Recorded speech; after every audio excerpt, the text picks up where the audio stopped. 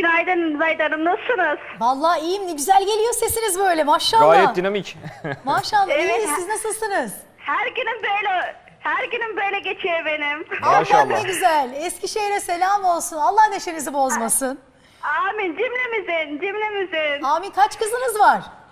2 kızım var, Allah 8-9 bağışlasın. yaşlarında. Allah bağışlasın. Gece öksürükleri oluyor. Hep mi öksürüyorlar? Yatar yatmaz mı başlıyor, öksürerek mi uyanıyorlar? Yatmadan 10 dakikaya kadar mesela bayağı bir hızlı bir öksürükleri oluyor. Peki ne yedirip Evet. yatırıyorsunuz? Bir şey uyguladınız mı? Devamlı kullandığım bir antibiyotik var. Tamam, adını söylemeyin. Devamlı kullandığınız Evet. bir antibiyotik var öyle mi? Evet. Eyvah. Ya. Devamlı kullandığım antibiyotik, bir kere bakın çok üzüldüm, gerçekten üzüldüm. Çocuklarınız için devamlı kullanılan antibiyotik diye bir cümle kurdunuz. Demek ki sürekli kullanıyorsunuz, sürekli kullanılan, devamlı kullanılan antibiyotik diye bir kavram yoktur. Çocuklarınıza zarar veriyorsunuz, sakın bunu yapmayın. Üstelik Tamam. kuru öksürük ya da herhangi bir öksürük nedeni olarak kış hastalıklarının %90'ı zaten virüsler tarafından meydana getirilir. Bakteriler değildir onlar, viral hastalıklardır. Dolayısıyla bu hastalıklarda antibiyotiğin yeri yoktur. Çocuğunuza fayda değil, zarar verir, probiyotiklerini öldürür ve daha çok hastalanmasına sebep olur. Sakın antibiyotik kullanmayın. Ben size 2 tane basit tarif vereceğim. Bu bütün Eskişehir'e gitsin. Çünkü ben Eskişehir'de bitirdim fakülteyi. Ne güzel. Eskişehir'i memleketim gibi severim.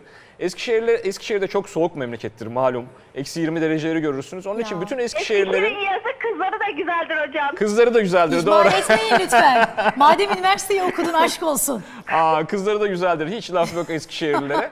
Eskişehir'i çok severim. Eskişehirlileri çok severim. Çünkü öğrencilik hayatım boyunca Eskişehir'de o kadar mutlu günler geçirdim. Eskişehir'in halkı öğrencilere o kadar çok sahip çıkar ki. Sağ olsunlar. Onun için biliyorum Çok önemli. şu anda da öğrenci olanlara Eskişehirliler sahip çıkıyorlar. Eskişehir'de üniversite okumak bir ayrıcalıktır, bir nimettir. Benim de Eskişehir'e bir Ay, katkım Eskişehir'le olsun. olasım geldi. Bu kadar konuştuktan sonra dur, Aynen. ne güzelmiş. Zahide Hanım bize beklerim. Gelirim. Gel İnşallah. bana, börekler yapayım Gelirim. sana. İnşallah. Kızlarınızla ne güzel fotoğraf da çektiririz ama önce onların öksürüğünü kesmemiz Evet. lazım. Şimdi bütün Şimdi Eskişehirliler önce için 2 tane tarif vereceğim. antibiyotiği bırakıyorsunuz diyoruz ama Antibiyotiği şimdi doktor bırakmazsınız. kontrolünde kullanılmadığı için Zaten söylüyoruz. sürekli kullanılan, devamlı Zahide kullanılan Hanım. antibiyotik doktor Tamam. kontrolünde kullanılmıyordur.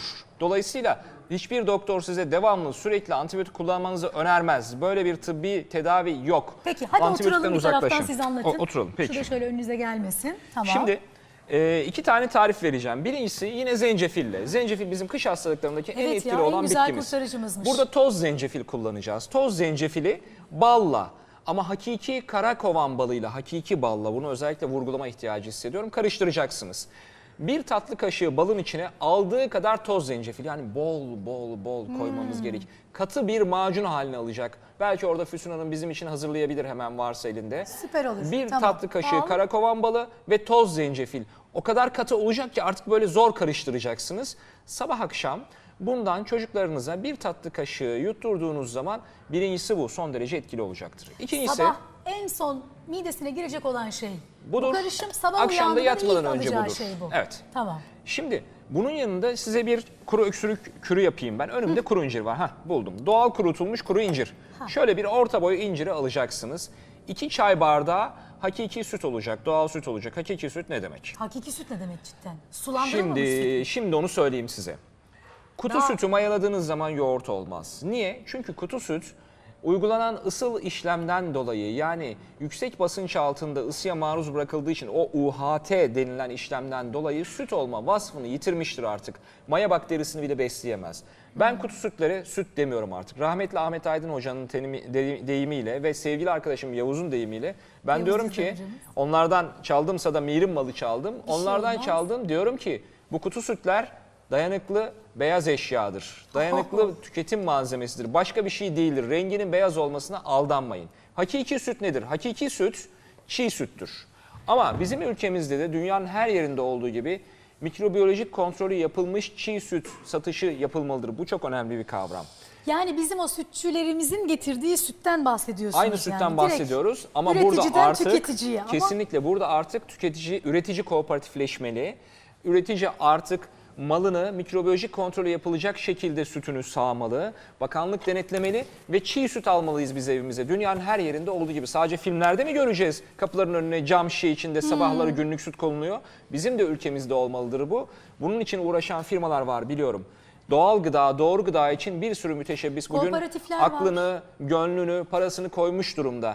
Dolayısıyla bu tarz ruhsatlar ülkemizde de başlayınca biz bu süte ulaşabileceğiz. Şu anda ne yapacağız? Şu anda çiğ süt alacağız ama en az 15 dakika kaynatacağız. Taşım taşım kaynatacağız. Hanımlar biliyorlar nasıl kaynatılacağını. Öyle Eski sistem, eski ilk usuller. kaynatmada kapatmayacağız altını. Şimdi bu çiğ sütün içine şu inciri 4'e böleceksiniz. Bunu niye anlatıyoruz? Tekrar hatırlatalım. Bu kuru öksürük için.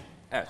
Bak buldum. bravo. Kuru İşte bu. zencefili buldum. Ben de diyecektim, Göstermeniz varmış için. diye. İşte bu. Vardı mutlaka. Toz zencefil sizin masada olabilir mi? Toz zencefil, zerdeçalımız var. Bulamadık. Zencefilimiz yok. Tamam, Geçen o hafta zaman vardı ben aslında. bulacağım. Geçen hafta O da vardı, buralarda bir biliyorum. yerlerdedir. Vardı. Bahsettiğiniz Yaptık O da her şeyi buralarda bir yaptık. Cuma yerlerdedir. günü hocamın Evet. geldiği gün. Tamam, suyumuz kaynadı mı? Kaynadı, Sana haber su ver bize. hazır. Ne zaman isterseniz. Suyumuz hazır. Kaynadı Hemen mı? atalım o zaman. Hazır, Tamam, hazır. o zaman Hemen hadi atalım. gelelim, hemen atalım. Bir de bir taraftan cezvede da 2 incir çay için- bardağı da süt rica ediyorum Füsun Hanımcığım. Evet. Tamam. Bakalım Şimdi- suyumuz Burada var 1 mı? litre su Suyumuz kaynıyor. burada. 1 litre suyumuz kaynıyor. Bakın çok güzel. Kısık ateşte. Mum alevi gibi. Şimdi onu ben bir göreyim, Şimdi bunu alayım. ikimiz birden atıyoruz. Aynı anda mı atacağız? Evet, sen Bir tane mi, zencefilleri iki tane atıyorsun, mi? ben meyan köklerini atıyorum. Bir mi, iki İkimizin mi? de probiyotikleri içine girecek. 2 tane atıyoruz. Peki. Dolayısıyla yaptığımız her işlemde eldivensiz çalışıyoruz. Bakın ellerimiz temiz. Yıkacaksınız ellerinizi. Kendi probiyotiklerinizi yemeğinize katacaksınız. Ben meyan köklerini attım kendi probiyotiklerimle. Allah. Zahide de zencefilleri attı kendi probiyotikleriyle. Ne yapıyor Füsun Hanım? Eldivensiz çalışıyor. 2 çay bardağı lütfen. 2 çay bardağı. Yani İki çay bardağı. herkesin elinde bir takım bakteriler Probiyotikler de var, var. probiyotikler de var. Bunları da almamızda bir sakınca Olmadığı gibi fayda var. Ha, Niye bak her rengi kadının değişti hemen. yaptığı yemeğin tadı farklıdır? ya. Elimin farkı Bak, dersiniz rahmetli değil mi? annem Elimin farkı eliyle budur. en son Elimin şöyle lezzeti. bir Füsun Hanım ne salataları şöyle yapıyor? eliyle yapar. Füsun Allah'ım, Hanım o lezzeti yok eldivensiz şimdi. çalışıyor. Görüyorsunuz. Eldivensiz çalışın efendim. Özellikle televizyonda yemek yapan aşçılara ben çok takılıyorum. Ne zaman programlarına gitsem ellerinde bir eldiven, ameliyata mı giriyorsunuz Ama diyorum. bak, Ne oluyoruz yani? Bana da geçen sefer Twitter'dan şey yazmışlar. Niye eldivenle çalışmıyorsunuz? Zahide Hanım, size hiç yakıştıramadık ya. Allah Ellerim aşkına olur mu tertemiz. böyle bir şey? Eldiven nedir? Plastik. Niye gıdanıza gereksiz yere bir plastik temas ettiriyorsunuz? O daha da bu sefer Elinizde riskli. probiyotikler var. Elinizdeki probiyotikler geçecek yemeğinize ve daha lezzetli ve daha faydalı olacak. Her yerden probiyotik alıyoruz biz. Doğrusu budur. Şimdi 2 çay Bir bardağı şey soracağım, sütümüz dur var. bir dakika. Oraya geçmeden. Bunun üzerini kapatmam gerekiyor mu? Ben izleyicilerimize göstermek Ben için şöyle yapıyorum yarım ama. aralık bırakmayı tercih ediyorum. O Tahta değil. kaşıkla yok, bu başka bir şey. O yemeğinki. Burada Hiç bunu karışmaya bile gerek yok aslında. Öyle mi? Zahide. Ben izleyicileri göstermek için Gösterelim, yani tamam. şuradan siz görün diye şu kenara alayım da nerede ne var görünsün diye derdim o. Evet, şu anda Zencefil ve meyan kökü kaynıyor. 12 dakika kadar kaynayacak. Üzerine ondan sonra karabaş otu atacağız. Karabaş otu Burada atacağız, tamam.